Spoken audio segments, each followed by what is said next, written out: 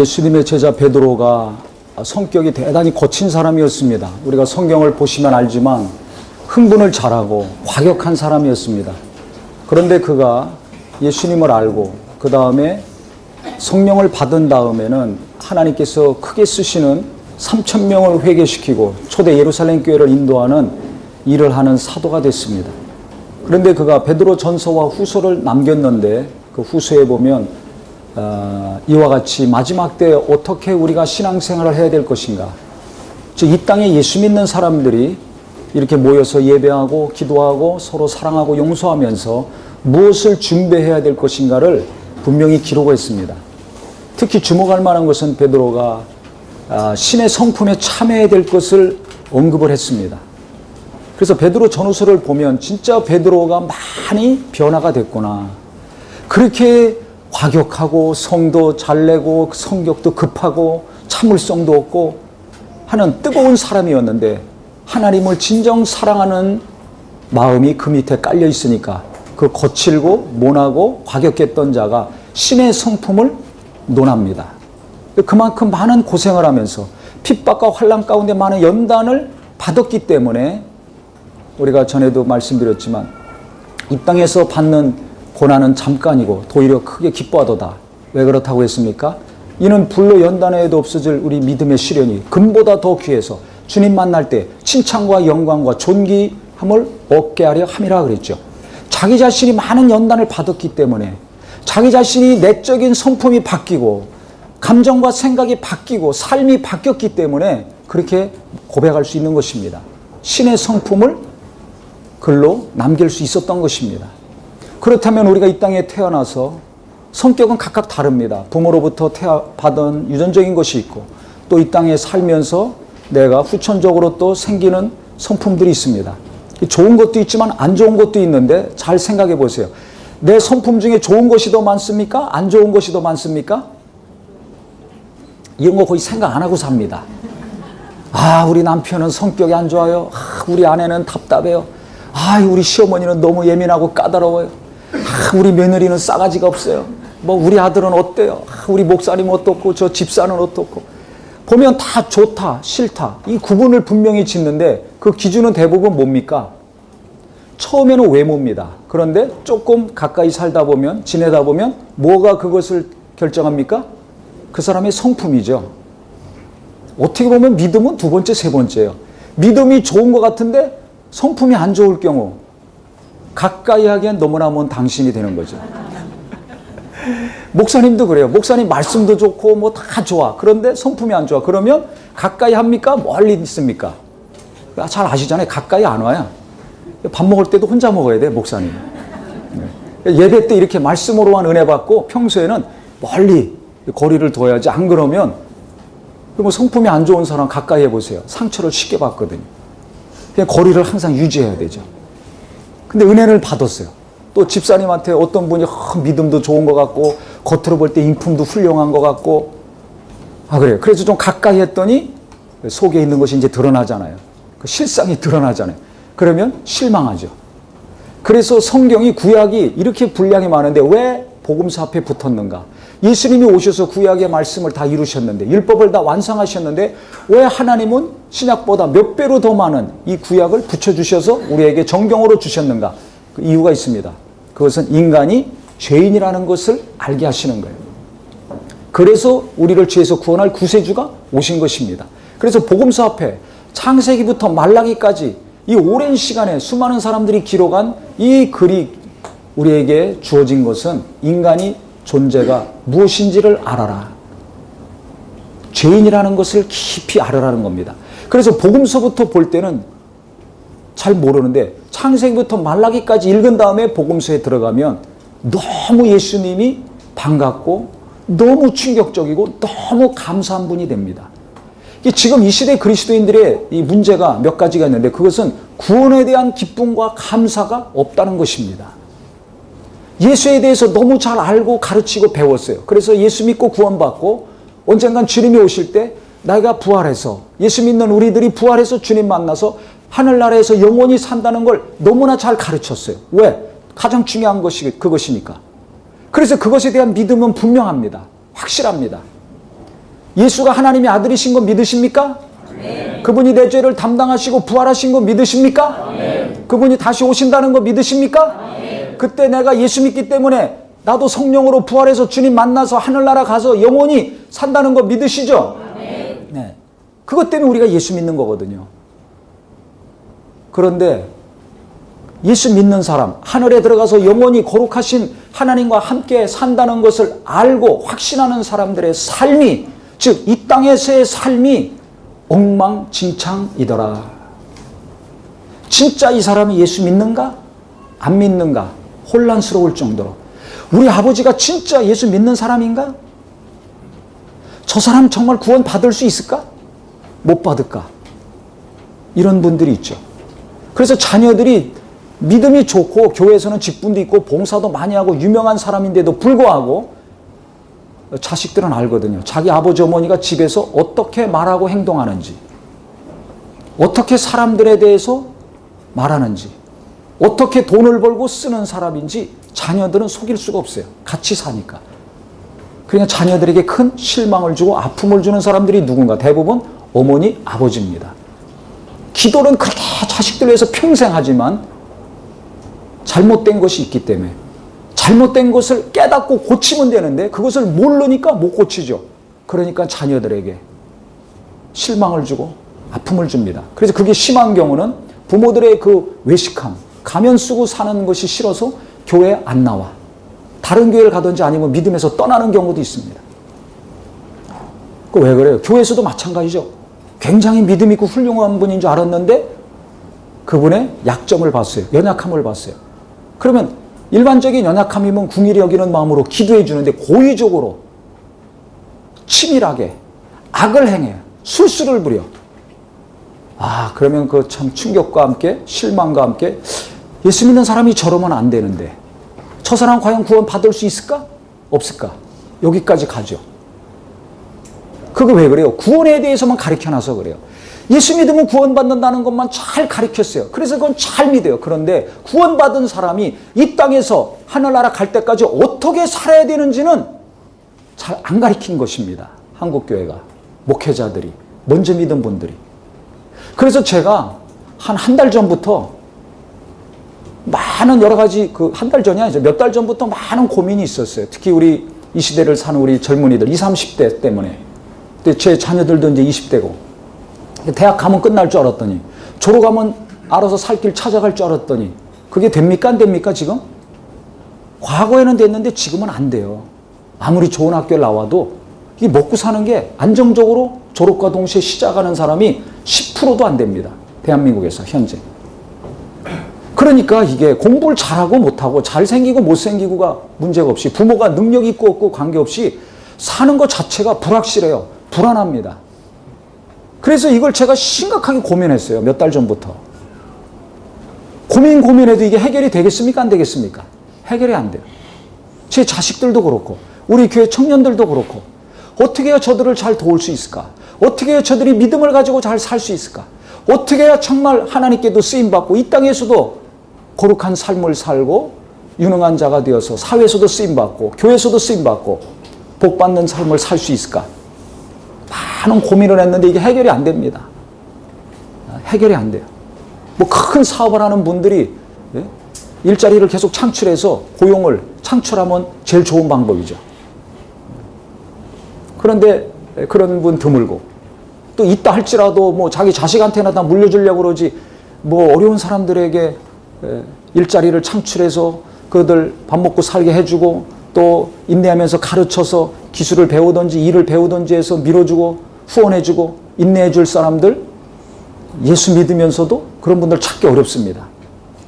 그러니까 나하고 내 자식들 잘 먹고 잘 사는 것은 집중하고 기도 많이 하지만 내 자식 아닌 다른 집 자녀들이 잘 되는 거 내게 있는 것으로 다른 사람을 도와서 그 사람도 잘 되는 것은 거의 신경 씁니까? 안 씁니까? 안 쓰고 살아요. 이게 거의 대부분이 그리스도인들입니다. 제가 그걸 깨달았어요. 아, 이게 너무 잘못됐다. 그렇게 예배하고 말씀은 사모하고 찬양하고 뭐 헌금도 하고 봉사도 하고 열심히 있다고 하는데 이게 뭐가 크게 잘못됐다. 그걸 제가 이전부터 알고 있었지만 이번에 좀 깊이 그것이 들어왔어요. 이걸 해결하지 않으면 안 된다. 이걸 어떻게 해결해야 될 것인가. 이게 너무 고민이 심해가지고 하는데, 지난주 설교 있죠? 지난주 설교. 유튜브 들어가서 계속 좀 몇 번씩 들으시면 좋겠어요. 그때 제가 그 본문의 말씀 듣고 해결을 받았어요.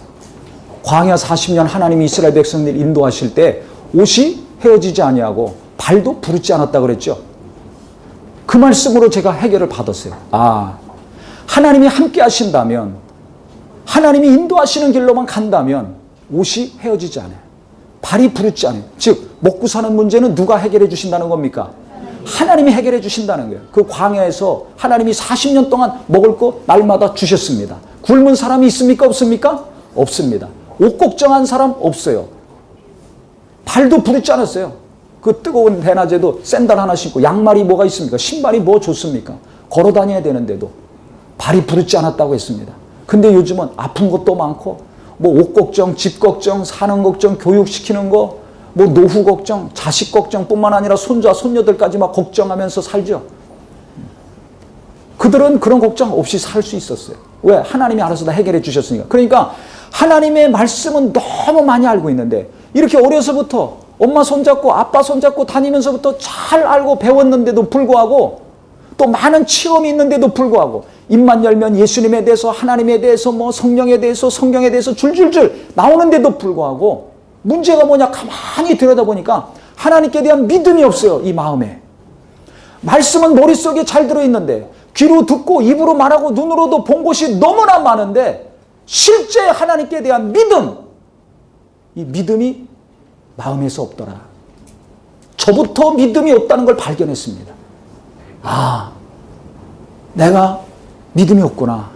우리 성도들, 이 시대의 말씀을 듣고 가르치고 기도하는 성도들의 마음속에 하나님께 대한 믿음이 진짜 없구나. 그러니까 항상 먹고 사는 것으로 노심초사합니다. 대부분의 걱정이, 전 연령층의 걱정이 뭐냐면 이게 먹고 사는 문제죠. 제가 며칠 전에 그 신방을 갔어요. 어떤 분, 그 공장을 하는 분인데 크고 아주 기계도 있고, 근데 보니까 사람은 몇 명 없어요. 근데 뭐 요즘 공장 옛날처럼 뭐 기름 묻히고 지저분하고 그렇지도 않더라고요. 아주 너무 깨끗해요. 근데 문제가 뭐냐? 사람이 없어서 이게 힘들다는 거예요. 요새 젊은 사람들 일자리 없다 그러죠. 근데 실제 현장에 가보니까 일을 와서 안 해요. 젊은 사람들이. 그냥 편안하게 일하고, 편안하게 놀고, 편안하게 마시고 즐기고, 이런 거 원하지. 자기가 거기 들어와가지고 기술 하나도 없더라도 1년 동안만 배우면은 한 400, 조금 지나면 500, 600 받는다는 겁니다. 그게 몇 년만 일하면, 고등학교만 졸업해서 들어간다 할지라도, 대학 졸업해서 들어간다 할지라도, 나이 30이면 대기업 부장 월급 받는 거예요. 그런데도 안 온다는 거예요. 조금 하다가 다 뛰쳐나가고. 제가 충격받았습니다. 제가 젊으면, 저 같아도 가서 막 일하겠더라고요. 아니 1년 동안만 배우고 그 다음에 자기가 좀 정신 차려서 성실하게 열심히만 하면 연봉이 1억이 넘는 거예요. 그런데도 안 온다는 거예요. 그게 부직이 다 그렇다는 거예요. 거기 그 수많은 공장이 있는데도 안 온다는 거예요. 조금마다 뛰쳐나가고. 그러니까 이제 편안하게 옷 잘 입고 그냥 뭐 앉아서 편안하게 그냥 이렇게 뭐 배우려고도 안 하고, 당장 편안한 거, 당장 자기가 좋은 것만 찾아가니까 아무리 좋은 걸 맡겨줘도, 아무리 좋은 거를 줘도 이게 감당을 못하는 거죠. 그래서 우리 젊은이들 원망만 하지 말고, 불평만 하지 말고, 낙심하고 한숨만 쉬지 말고 정신 바짝 차려서 좀 철이 들기를 예수 이름으로 축원합니다. 제가 이 얘기를 한 15년 전에도 한 것 같아요. 30대 청장년들만 수백 명 모인 수련회를 갔었어요. 그 당시도 30대니까 결혼해서 애들 데리고 이렇게 들어왔죠. 가만히 보니까 정신 있는 사람 별로 안 보이더라고요. 뭐 해가지고 딱 보니까, 그래서 제가 그때 정신 차리라고, 철 좀 들으라고 그때 설교한 기억이 납니다. 그게 벌써 15년 전이에요. 그러니까 지금은 어떻게 되겠어요? 더 철이 없죠. 더 정신 못 차리고 사는 거예요. 이런 소리 하면 듣기 싫지만 제가 현장에서 직접 확인을 했어요. 내가 조금만 생각하면, 조금만 자기 앞길을 생각하고 내가 어떻게 살아야 될 것인가, 조금만 노력하면 얼마든지 일자리가 있고 얼마든지 돈을 벌 수 있고, 그 기술 한번 배워보세요. 일평생 얼마나 안정적으로 살 수 있습니까? 그런데도 그거 안 하려고 그래요. 참 그게 답답하죠. 그러니까 그분도 아주 답답하다 그러더라고요. 1년만 와서 배우면 얼마든지 월급도 많이 주고 얼마든지 앞날이 창창한데도 그렇게 안 한다는 거예요. 그러니까 우리가 기도하지만은 세상이 어떻게 돌아가야 되는지도 알지만은 과연 그럼 나는 제대로 정신 차리고 있는가? 내 자식들은 정신 차리고 있는가? 우리가 잘 봐야 됩니다. 잘 봐야 돼요. 하나님이 함께 하시면 먹고 사는 거 알아서 해 주신다는 거예요. 그래서 제가 신명기 8장에 그 말씀이 확 제게 들어왔어요. 그래서 이 젊은이들 내가 걱정할 것이 아니구나. 우리 자식들 내가 걱정할 것이 아니구나. 하나님께 대한 믿음을 심어줘야 되겠구나. 그 다음에 정신이 좀 제대로 박히게 내가 도와줘야 되겠구나. 제가 이 결심을 했습니다. 그러면서 또 그럼 우리 장년들은 나이 좀 드신 분들은 정신이 들어서 뭐든지 열심히 하셔서 지금 가정을 이루고 사시는 거 아닙니까? 그런데도 불구하고 자식에 대한 걱정, 그 다음에 자기 앞날에 대한 걱정, 이것이 끊임이 없어요. 그 근본은 뭐예요? 다 돈이죠. 돈. 다 돈이에요. 전 세계 어딜 가든지, 제가 선교지 어딜 가든지 잘 사는 나라나 못 사는 나라라 가면 다 나중에 무슨 얘기 하는 줄 아세요? 말씀 전할 때는 은혜 충만이었고 그 다음에는 다 목사도 돈 얘기합니다. 어떤 경우는 공항에서 내리고 만나자마자 이거 돈 얘기해요. 아주 진리지어 정념이 떨어지고.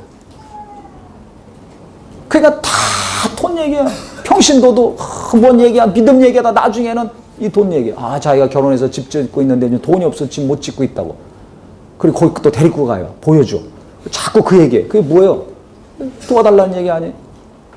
그래서 제가 이 전 세계 인간은 어디나 먹고 사는 거 돈에 너무 큰 관심을 갖고 있구나. 그 시간이 가면 갈수록 그 관심은 약해질까요? 강해질까요? 자기 자신을 보세요. 내가 염려하고 고민하는 문제가 있는데 그것이 무엇인가? 그것이 갈수록 깊어지는가? 약해지는가? 자기가 알지 않습니까? 그래서 이 변화된 사도들이 예수 믿고 많은 연단을 통해서 하나님의 뜻을 알고 자기 자신의 정욕을 죽이고 욕심을 죽이고 성품이 변화되고 하나님께 대한 믿음과 하늘의 소망으로 충만한 자들이 기록한 소신서를 보면 거의가 대동소이합니다. 그것은 뭐냐면 이 땅이 다가 아니다. 하늘이 있다. 우리가 들어가서 살 곳은 계속 영원히 살 곳은 이 땅이 아니라 하늘나라인데 왜 이 땅의 것으로만 염려하고 방탕하고 타락하고 사느냐. 하늘의 소망을 가지고 살아야 된다. 이것을 항상 기록을 하고 있습니다. 마지막에. 그래서 베드로는 더 좀 자세히 기록했는데 우리가 지금 본문에 읽은 것처럼 노아의 시대는 홍수로 세상을 하나님이 심판을 하셨어요. 홍수로 멸하셨는데 그것은 비유죠. 언젠간 불로 세상을 심판할 날이 온다는 것입니다. 그래서 주님이 이 땅에 오실 때는 하늘도 다 없어지고 땅도 다 불로 풀어지고 녹아진다는 것입니다. 주님은 올라가실 때 승천하실 때 가시물 본 그대로 곧 오시리라고 하셨어요. 그 옆에 있는 천사들이 수종 들면서 얘기했죠. 그런데 지금 2000년이 지났는데도 안 오셔. 그 왜 안 오시는가? 그래서 많은 사람들이 곧 오신다면서 너네들이 믿는 예수가 곧 오신다면서 왜 안 오시느냐? 또 믿는 자들 중에서 우리 교인들 중에도 그런 분들이 있을 거예요. 주님이 뭘 오셔? 언제 오셔? 나 죽은 다음에 한참 있다 오시겠지. 그래서 방탕하게 신앙생활하고 육체의 정욕에 이끌려 사는 분들이 있을 겁니다. 그런 사람들이 초대교회도 있었어요. 뭘 주님이 오셔? 이미 오셨다 가셨는데 나는 예수 믿고 우리가 구원 받았는데 그러고서 정욕대로 사는 그리스도인들이 있었어요. 오늘 잘 들으시기 바랍니다. 주님이 오실 때는 다 불로 풀어지고 녹아진다는 거예요. 다 불구덩이가 된다는 겁니다. 그러면 이 땅에서 언제 주님이 오실지 모르는데 그날은 아무도 모른다고 그랬어요. 도적같이 오신다고 했는데 그러면 우리가 이 땅에서 어떻게 살아야 되는가? 예수 믿고 구원받아서 나중에 하늘나라 가서 살 자들이 어떻게 살아야 마땅한가? 자, 11절 보세요. 이 모든 것이 이렇게 풀어지리니 너희가 어떠한 사람이 되어야 마땅하냐?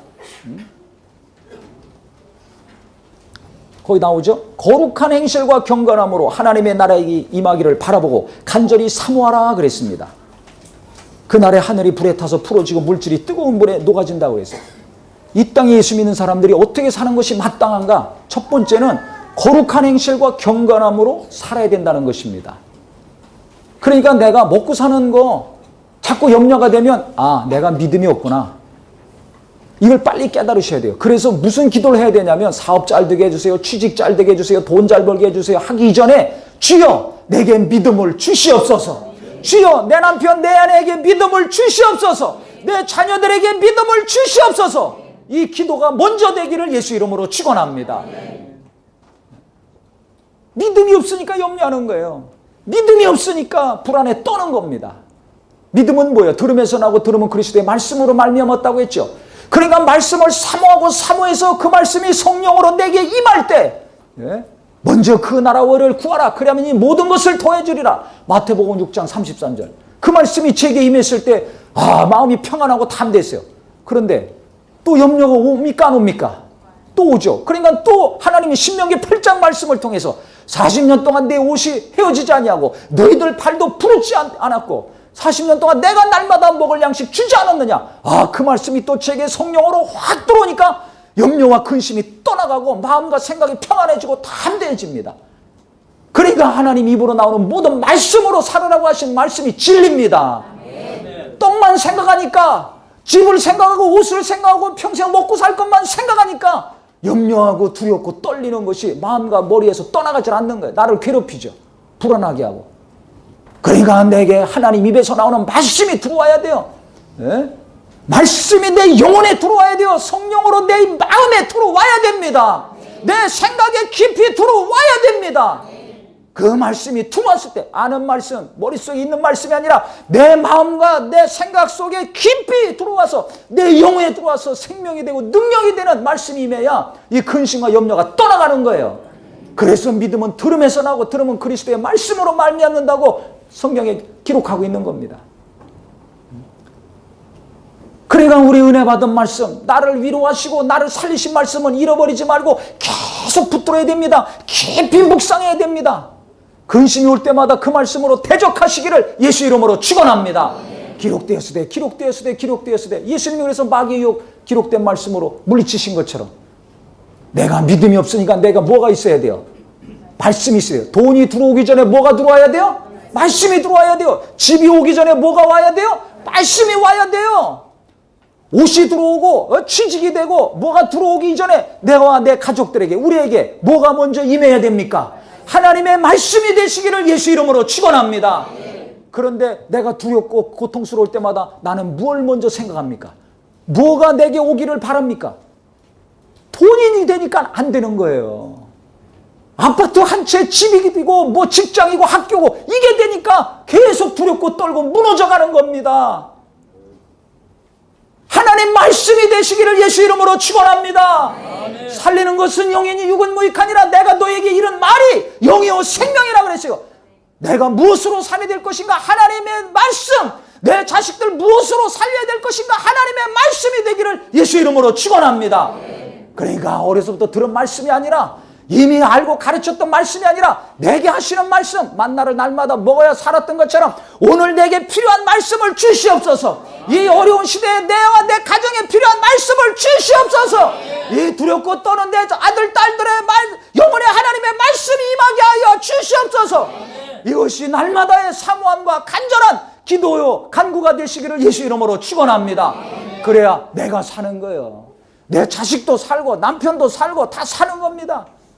나는 무엇으로 살려고 합니까? 떡으로만 살려고 하니까 걱정, 염려, 근심이 나를 묶어서 내가 돈에 매어 종로로 타고 끌려다니는 겁니다. 얼마나 비참합니까? 예수 믿는 사람이 불신자나 믿음 없는 사람과 똑같이 먹고 마시고 입는 것에 마음과 생각이 올무가 돼가지고 끌려다니니 얼마나 비참하냐 이거예요. 거기서 예수께서 우리를 완전히 자유케 하시고 놀라운 기쁨과 구원과 생명을 주셨는데 도리어 어둠에 끌려가니 이거 얼마나 비참합니까? 돈이 없어서 늙어서 직장이 없어서 불쌍한 것이 아니라 정말 세상에 이 원수가 주는 것에 내가 매여가지고 물질에 매여가지고 질질 끌려다니는 내 영혼이 불쌍하게 여겨지시기를 예수 이름으로 축원합니다. 말씀에 매인 심령이 돼야 됩니다. 예수 믿는 사람들은 예수님에 매여야 돼요. 성령께 붙들리고 말씀에 매여 말씀에 이끌려가는 자가 돼야 됩니다. 그러니까 항상 말씀을 사모하세요. 그래서 항상 말씀에 은혜 받는 것이 제일 중요합니다. 예배 끝나면 무슨 질문합니까? 야, 말씀에 은혜 받았니? 물어야 돼요. 부부간에도 당신 어떻게 말씀에 은혜 받았어? 자식들도 너 오늘 말씀에 어떤 것으로 은혜를 받았니? 뭘 깨달았니? 그런 거는 관심 없고, 아이고 내일 학교 모의표 가야 되나? 내일은 도시락 못 사줘야 되나? 아이고 내일 학원 어디 보내야 되나? 또 학교는 어디, 대학을 또 보내야 되나? 맨날 그것만 신경 쓰죠. 그래서 그것에 대한 준비는 얼마나 잘합니까? 벌써 이렇게 날씨 더워지니까 겨울옷 싹 들여보내고 시원한 옷들로 바꾸셨죠? 조금만 또 더워보세요. 이제 선풍기 내오고 에어컨 점검하고 또 틉니다. 그러다 이제 찬바람 불면 어떻게 합니까? 또 두툼한 옷 내오고 옷장 싹 가려야죠. 여름거 집어넣고. 그 다음에 좀 더 추워지면 김장하느라고 다 준비합니다. 배추 사고 무 사고 뭐 고추장 뭐 고춧가루 어디가 싸냐 뭐가 좋으냐 뭐 물어보고 연락해서 또 막 김장합니다. 월동 준비하는 거예요. 또 봄 되면 또 봄 준비하고 애들 학교 보낼 준비하고 하죠. 결혼할 때도 뭐 갑자기 날 잡아서 그냥 식 올립니까? 얼마나 준비합니까?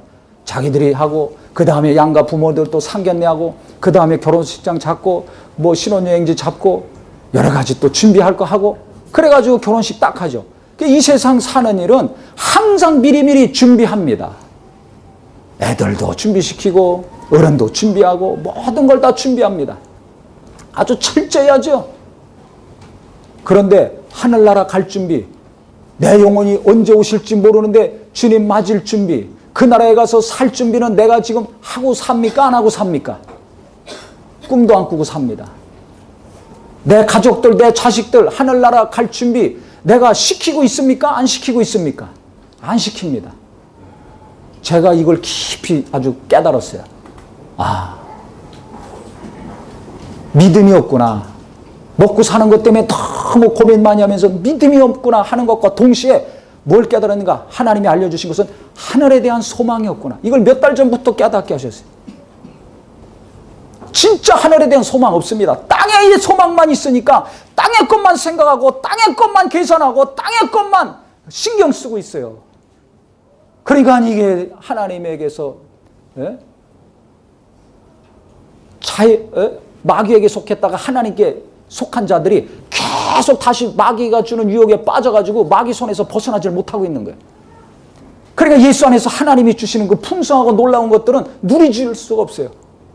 체험이 안 돼. 머릿속에서만 알고 있지 내게 체험이 안 돼요. 왜? 내 마음은 하늘이 아니라 땅에 충만하거든. 내 눈은 하늘을 보지 않고 항상 육체의 삶만 쳐다보고 있거든. 그러니까 하늘의 소망이 없으니까 무슨 하늘나라에 대한 준비를 합니까?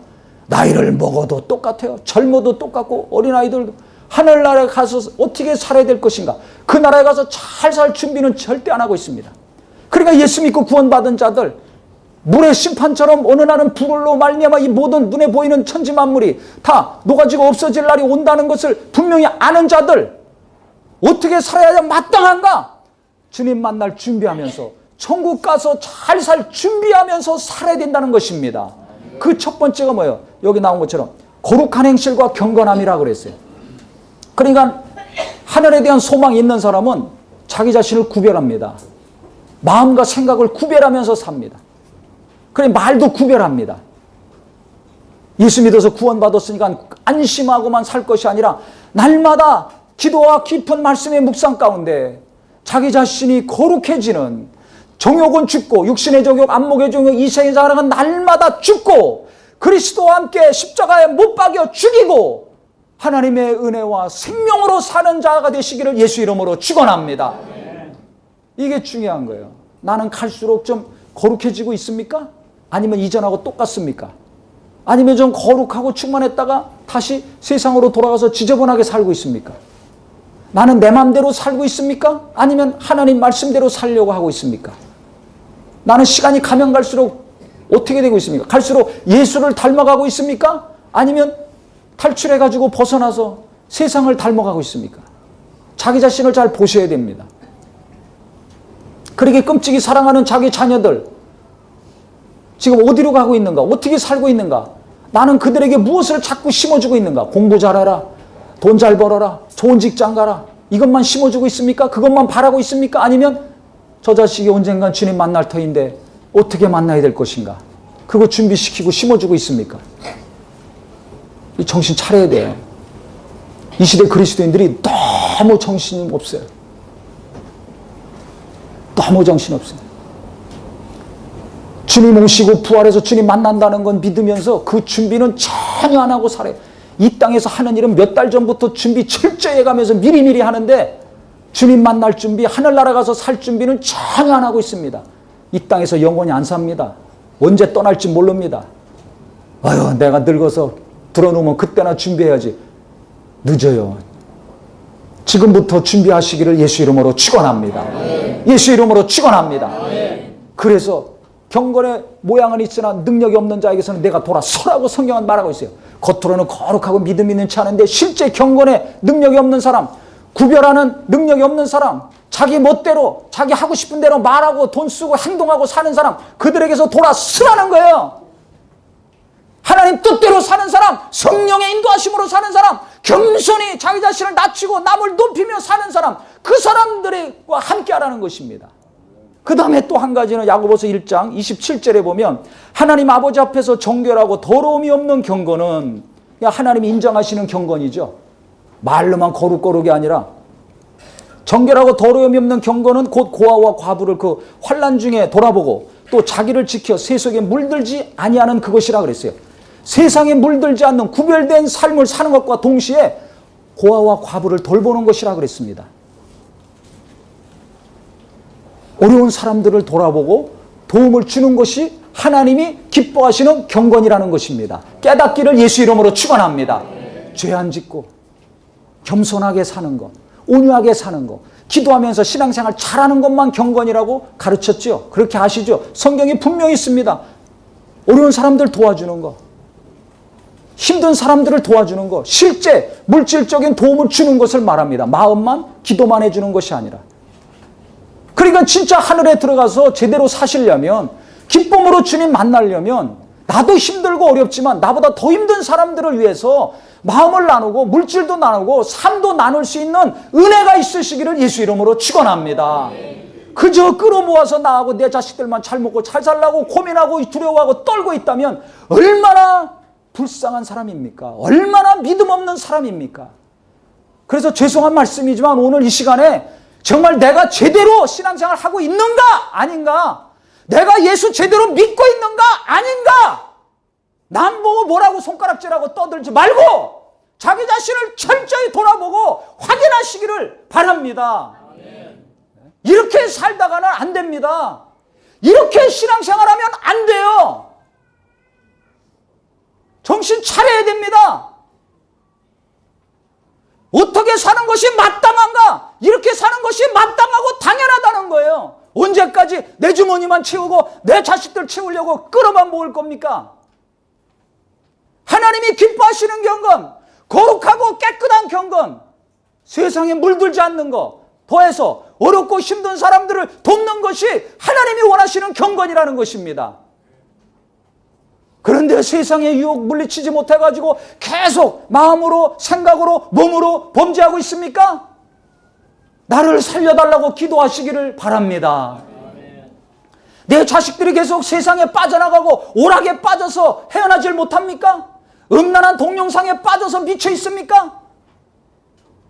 세상과 연락하면서 돈을 쓰고 시간을 쓰고 힘을 쓰고 있습니까? 그 영혼 불쌍히 여기고 회개하게 해달라고 눈물이 나오시기를 예수 이름으로 축원합니다.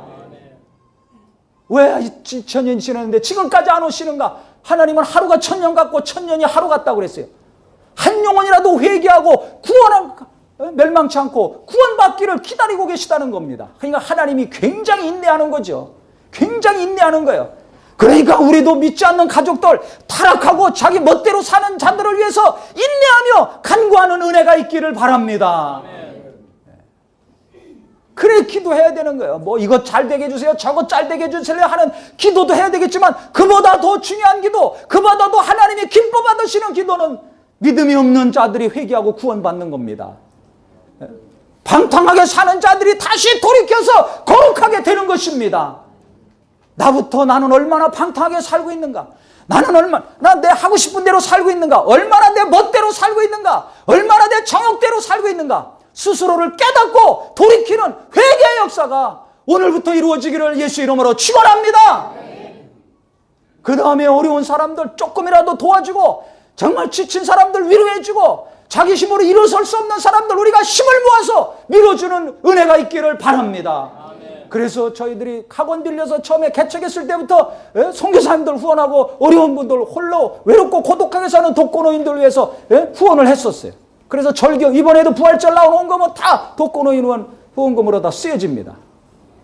얼마 하셨는지 모르지만 모자라면 또 보태서 해야죠. 지금도 제 고민이에요. 어려운 사람들, 우리 교인이건 아니건 어려운 분들을 어떻게 도와야 될 것인가. 고생하면서 고분분투하는, 돈 욕심 안 내고 영혼을 사랑하고 정말 교회를 세우고 제자 삼으려고 헌신하고 있는 선교사들을 어떻게 도와야 될 것인가. 계속 고민하고 있습니다. 어제도 오늘도 선교사 그 멀리 있는 분들하고 계속 통화하고 했어요. 어떻게 도와야 될 것인가. 하나님 인도하여 주시옵소서. 가르쳐 주시옵소서. 그게 하나님이 기뻐하시는 거예요. 그래서 정말 하늘에 가서 내가 사는 사람이라는 거, 언젠간 주님 만날 것이라는 걸 분명히 한다면, 이 땅에 눈에 보이는 것이 다 불로 없어질 것이라는 걸 알고 믿는다면, 내가 정신 차리고 정말 세상에 물들는 것 끊어버리고 그 다음에 내가 있는 힘과 물질과 재능을 나와 내 자식들만 위해서가 아니라 나보다 어렵고 힘든 사람들 위해서 내가 사용해야 되겠구나 결심하시는 은혜가 있기를 예수 이름으로 축원합니다. 이거 은혜입니다. 하나님이 감동해 주셔야 되는 것이요. 목사가 뭐 외친다고 됩니까? 너나 떠들어라. 난 내 식대로 살겠다. 이렇게 나가지. 그러니까 은혜 받은 사람들은, 성령이 감동하신 사람들은 말씀대로 순종하고 살 수밖에 없어요. 이 교만한 사람에게는 은혜가 없는 거예요. 그래서 우리 교회 하나님이 올해 주신 거, 겸손하라 그러면 하나님이 은혜를 주신다. 겸손하라 그러면 하나님이 붙드시고 높여주신다. 할렐루야. 하나님이 내게 은혜를 주시고 더 은혜를 주셔서 나를 붙드시고 높이시는 자가 되려면 하나님 말씀이 내게 정말 믿음이 되고 이 말씀이 내게 이루어지고 이 말씀에 내게 지배를 되어서 하나님 말씀에 순종하는 우리 모두가 되기를 예수 이름으로 축원합니다. 예수 이름으로 축원합니다. 이 땅에다만 쌓아놓으면 어떻게 될 거예요? 불구덩이로 다 홀랑 없어지면 아무것도 없는 거예요. 그래서 하늘에 쌓으라고 말한 거예요. 아무도 가져갈 수 없다. 그래서 어려운 사람 도우라고 하는 겁니다. 교회도 마찬가지예요. 자기 교회만 배불리면 무슨 의미가 있어요? 큰 교회가 작은 교회를 돕고 어려운 사람들 돕고 하는 게 당연하고 마땅한 겁니다.